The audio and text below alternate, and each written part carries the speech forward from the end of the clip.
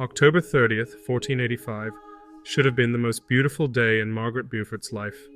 Her son, Henry Tudor, had not only returned from exile but was also crowned King of England. 2 months earlier, he had defeated Richard III at the Battle of Bosworth, where the last York king perished. For the moment, Henry's claim to the throne was unchallenged. Historical accounts even mention tears of joy Margaret is said to have shed during her son's coronation. Yet she was probably crying for a different reason. The tears streaming down her cheeks were not born of joy, but of profound fear. Throughout the ceremony, her loud lamentations disrupted the proceedings and reportedly almost caused an interruption. On what should have been the most beautiful day of her life, Margaret endured what we would now recognize as a panic attack. But why? Descriptions of Henry VII's coronation are surprisingly brief. As an example, consider the Latin text by Bernard André. In print, his account spans little more than 4 lines.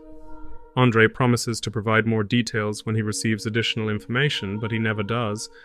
It's important to note that André was employed at the royal court and had access to all relevant documents.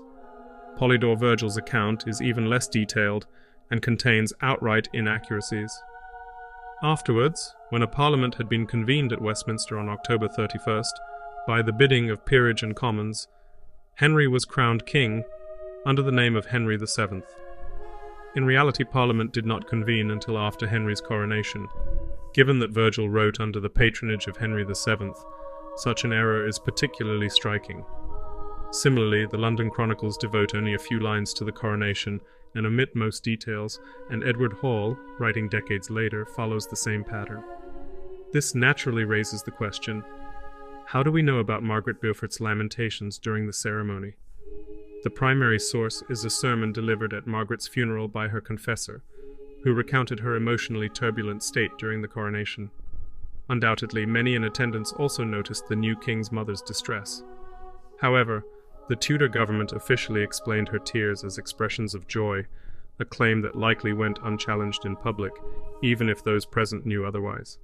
It seems plausible that Tudor historians intentionally kept their descriptions of the coronation brief to avoid casting Margaret in a negative light. Unfortunately, I did not have access to Westminster Abbey's coronation documents, aside from the so-called little device which has been published.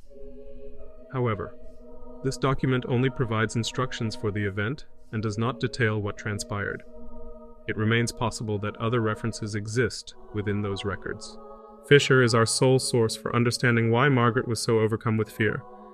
He noted that Margaret had often been afraid of misfortune. This fear is not difficult to comprehend. 2 or 3 of the last 4 kings had been killed, and even Edward IV, who died of natural causes, passed away much earlier than expected. Henry's very path to power made him a prime target. Yorkist heirs still lived in London, some of them at liberty. No great prophetic insight was needed to foresee that Henry would likely face battle again during his reign. Margaret's tears likely stemmed from the painful realization that she would never enjoy a normal mother-son relationship. Henry had to become king simply to secure a place for himself in England. While Margaret herself gained significant influence as a result, she would always have to share her son. Henry's marriage to Elizabeth of York was intended to symbolize the end of the Wars of the Roses, but Margaret distrusted both Elizabeth and her mother, Elizabeth Woodville. This distrust was probably mutual. Thus, Henry's coronation represented, paradoxically, a loss of control for Margaret. Conquering the crown was one challenge. Keeping it and establishing a dynasty was another entirely. People whom Margaret viewed with skepticism would inevitably gain influence as part of this process. As history shows, Margaret was right to be afraid. Less than a year after Henry's coronation, he narrowly escaped an attempt on his life in York, and the first rebellion against his rule broke out.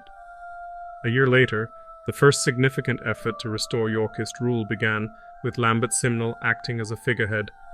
This was followed by the long struggle against Perkin Warbeck, the confrontation with Edmund de la Pole, the untimely deaths of Crown Prince Arthur and Queen Elizabeth of York, and the grief that followed.